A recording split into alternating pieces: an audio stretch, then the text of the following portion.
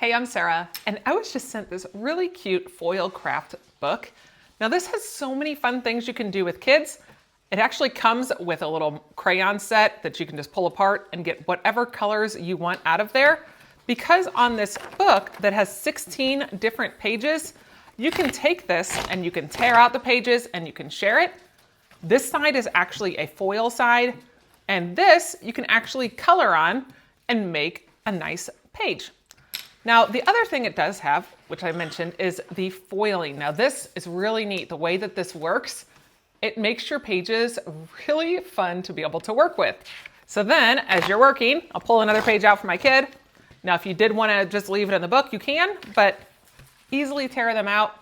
And then as you do it, these are all little bitty stickers, so you can decide how you want to color him based on what you pull off.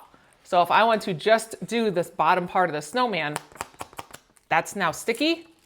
And then you just take your foil, and here you go. You're gonna show them how to do the foil?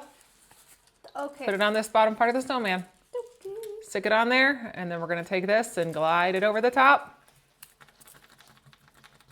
And then it will then remove the foil from the page and actually put it on the actual picture.